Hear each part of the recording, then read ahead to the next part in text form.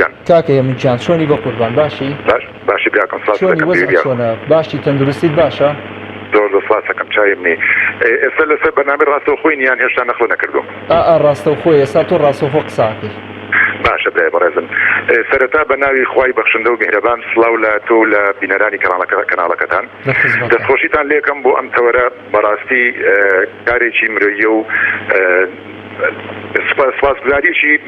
تایبەتی پێویستە بەڵام نامەوێت کاتەکە بە ئەوە بکوژین پێشەوەی کە بسمە سەر ناوڕۆکی بابەتەکەمان ئەمێ ئاماژە بۆ بکەم کە ئەگەر لە داهاتوویکی نزیکان نەمانتوانی بە هیچ شێوێک لە چاکسازی گەورانی سێمانی و پەیوەندیتان پێوە بکەین هۆکارەکەی ئەوەیە کە سیستەمی تەلەفۆنەکانی چاکسازی گەورانی سێمانی لەژێر دەستی کورتێلایە و لە ئێستاە بۆ کەناڵێکی تر کە نامەوێنایی کەناڵەکان بێنن لە کەناڵی ئەوە ئەوانیش ئۆپۆزیسیۆنن ڕایان گرتووە بە هیچ شێوێک لە چاکسازی گەورانی سێمانی خەتیان بۆ ناڕۆ تەلەفۆنیان بۆ ناچێت ئەگەر لە داهاتوویش نزیکا ئێمە دەنگمان نەما بۆ معنای نایەت کە ئێمە نامانێ پەیوەندی بکەین و دەنگمان بگەێنین بە ئێوەی بەڕێز و بە خەڵکی کوردستانی بەشەرەف ئەمە بەلایەکی تریش راپۆرتێکم ئامادە کردووە بەش بە حاڵی خۆم لەسەر هەموو ئەو کارە نایاسایانی کە لە ڕابردووە خۆم بینیومە باوازەوە بینین کە من قسە لەسەر مەسەلەی پەتای کۆرۆنا و هەموو ئەو پاساوە سیر و سەمەرانەی کە خۆت گوێ لێ بۆ لە سزادراوانی ترەوە من ئەمەوێت کۆمەڵێشتی تریش هەیە کە قسەی لەسەر بکەم ئەوەی کە خەڵکانێکی لە ڕابردووە خۆیان هەڵواسیوە خەڵکانێکی لە خەفەتا خۆی بەتی کردو ملی خۆی خنکان و ژیانی خۆی لە دەست داوە لە پێناوی ئەوەی کە سیستەمێکی سایکۆلۆژی ئەوروپی و ئەمریکیان هێناوە ئەم سیستەمە سایکۆلۆژی کە کاری پێیەکەن بەرامبەر بە میلەتەکەمان بۆ ئەم وڵاتی ئێمە نەگونجاوە بۆ ئەم وڵاتی ئێمە زۆر مەترسیداریش نەک هەر نەگونجاوە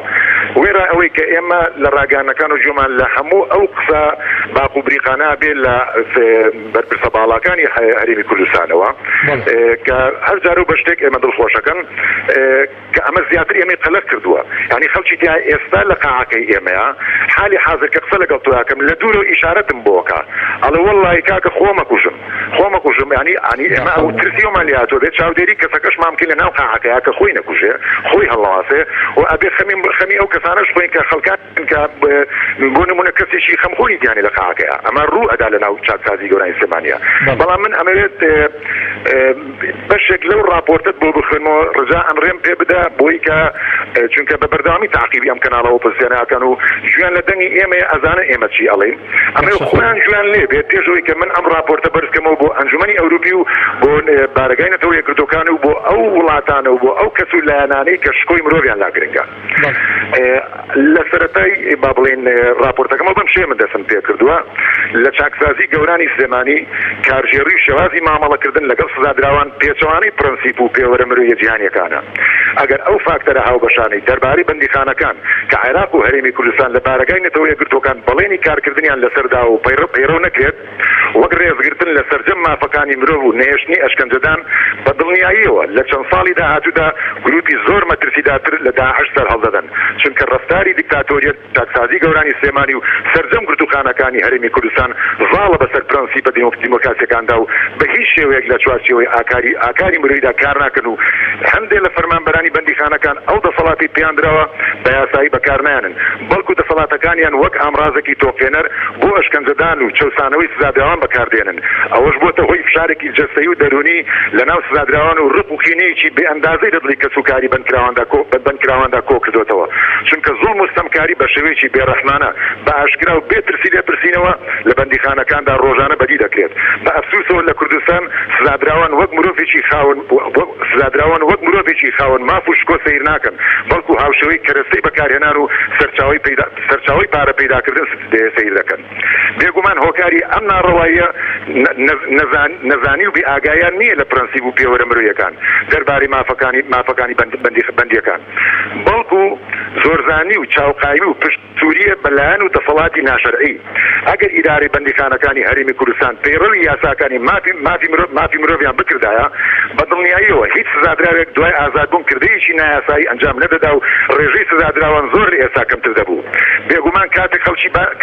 کاتێک خەڵکی سەردانی بەندیخانەکانی هەرێمی کوردستان دەکەن سیمای بەندیخانەکە و شێوازی مۆدرنی بیناسازی زۆربەی بەندیخانەکان گومانی پێشەرکاری مافی مرۆڤ کاڵ دەکەنەوە چونکە بە نیزام و دەستوری ئەوروپی دروستکراون بەڵام لە ناوەڕۆکدا پڕن لە کلێنی زانستی کلێنی پەروەردە کلێنی سایکۆلۆژی و معریفی ئەم کلێنانە مەحاڵە بە خەڵکی نەشارەزا و کەم ئەزمون پڕ بکرێنەوە. بەو سیفەتەی پێوەرەکانی مافی مرۆڤ بە ئاشکرا و بەو سیفەتەی پێوەرەکانی مافی مرۆڤ بە ئاشکرا و بێبەزەی لە چاکسازی گەورانی سلێمانی پێشێل دەکرێ و وەک مەسەلەیەکی پراکتیکی هەژمار ناکرێ و کاری پێ ناکەن ناچارم لەم سۆنگەیەوە دەنجی ناڕزایی سزادراوان بە کەس و بەو کەس و لایەنانە بگێنم کە شکۆی مرۆڤیان لاگرنگە ئامانجی ئەم سکاڵایە کە دەستەی مافی مرۆڤ بە شێوەیەکی کردداری و لە نزیکەوە چاودێری ڕەوشی سزادراوە بکەن داکۆچی لە مافەکانیان بکەن چونکە هەرێمی کوردستان واژۆی لەسەر ئەو پەیماننامە نێودەوڵەتیانە کردو دەربارەی مافی مرۆڤ کە دەسەڵاتدارانی هەرێمی کوردستان بەرپرسن لەو بڵێن و ڕێکوتنەی کە لەسەر پێوەرەکانی مافی مرۆڤ واژۆیان کردووە. هەر بۆیە پێویستە بە زووترین کات وەزیری کاروباری کۆمەڵاتی و پەرلەمانی کوردستان و داواکاری گشتی و دەستەی مافی مرۆڤ هەڵوێستێک بنوێنن دەربارەی دۆخی سزادراوان چونکە وەک دەزانن کۆمەلگا دیموکراسیەکاندا بەندیخانەکان بە بەرژەوەندی گشتی هەژمار دەکەن و دەسەڵاتی مەدەنی بەڕێوەی دەبن بەڵام ئەمە لە کوردستان پێچەوانەیە حیزب و خاوەن دەسەڵاتە سیاسیەکان لە بەرژەوەندی خۆیان و کەسە نزیکەکانیان بەندیخانەکانیان کردوتە کارگەی پارەخۆستنەوە.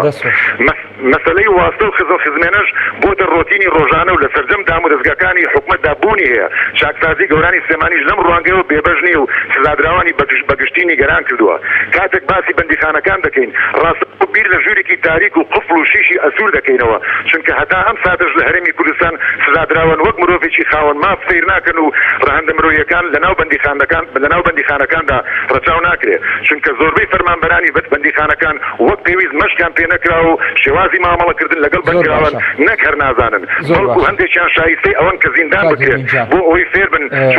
چۆن ڕەفتاری مرۆیی بکەن لەبەر ئەوەی دەسەڵاتەکانیان بە هەڵە بەکاردێنن. ئەوەش گەورەترین مەترسیە بۆ سەر دیموکراسی و بەرەو پێشەوەبردننی ئاسی هۆشیاری کۆمەلگا و مافە مەدەنیەکان. من وەک بەندکراوێک لەوە تێدەگەم کە پیشەی فەرمانبەرانی بەندیخانەکان سەخت و بێزارکەرە چونکە کارکردن لەگەڵ ئەو کەسانی کە پێویستیان بە هاوکاری ڕۆژانەیە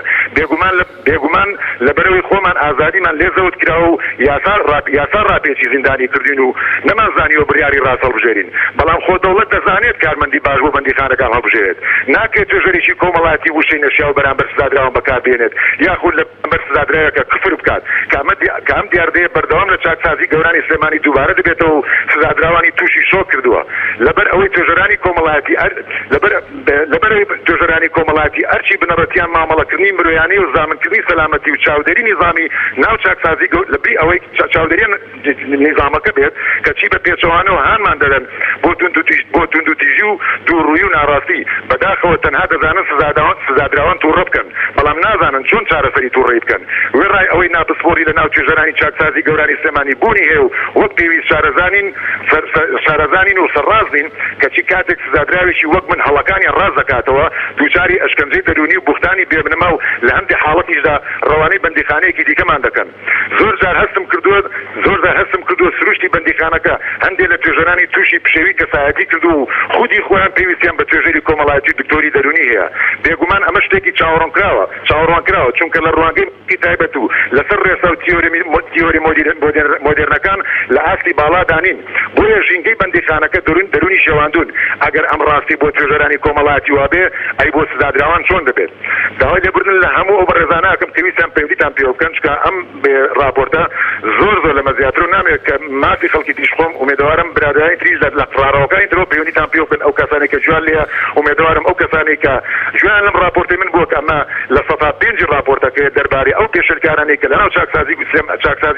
چاکسازی گەورای سلێمانی هەڵبژێرێ ئومێدەوارم پشتگیریمان بکەن دەنگمان بگێنن بۆ کەسانەی کە شەرەف و کەرامەت و شکۆی مرۆڤیان لەلا گرنگە چونکە بەڕاستی ئێمە هیچ شتێکمان دەسەڵات نییە لەم شوێنەیە ئێمە زۆرجار من کە خۆم خاوەنی کەسوکاری شەهید و باوکم پێشمەرگەی کۆنە و باوکم زیندانی سیاسی بوو لە زمانی حکومەتی باسا حکمی ئیدامی بەسەرادراوە و بە عافواتەکە لە زیندان ئازاد کراوە ئێستا معقول نییە کەسێکی وەکو من لە سژنە ئاوەتە خوازە بڵێ خۆزگە بە خۆزگەی خوا من لە زمانی حکومەتی باسا بوومایە نەک لەم سەردەمایە کە ئێستا من پێشمەرگەیەک من لە بەردرگاکەیە پاسەوانیم کە لە کاتێکا کە ئێستا سەردەمی کۆرۆنا نایە لە باتیوی کە بێن دڵنەوایمان بنەوە بە وەزیری کاروباری کۆمەڵاتی لە باتیوی کە وشەیەکی ڕاستمان پێ بڵێ پێمانەڵێ ئێوە جەستەتان بەرگەی ئەم نەخۆشیە ناگرێ بە 1300 سزادراوەڵێ ئێوە جەستەتان لاوازە بەرگەی ئەم نەخۆشیە ناگرن ئەی ئەگەر ئەم ڕاستی ئەزانێ بۆچی لێبوردنێکی گشتی دەرناکا بۆ ئەو سزادراوانەی کە زۆربیان هۆکاری سەرەکیەکەی ئەم حکومەتەیە کە ئەمانە هاتوونە دەسژنەوە هۆکارەکەی ئەوەیە کە سیلاح بە شێویشی بەربڵاو لە بازارەکانە هەیە مەشروبی قاچاق و خراپ پڕ لە دەرمان لە دوکانەکانە ئافرۆشن پڕ لە وڵات ئێمە کە سەرکردەکانمان دزی بکەن چۆن مناڵی فەقیر کە شیری نییە بۆ مناڵەکەی کە دایبی ناتوانێت بکرێ بۆ مناڵەکەی دەست خۆش بکاتم زۆر پێدای خەڵکی تر لەسەر والله هەمووی دایک وایە یەک زەلامەتیان نەبینیەوە لە چاکسازی دەست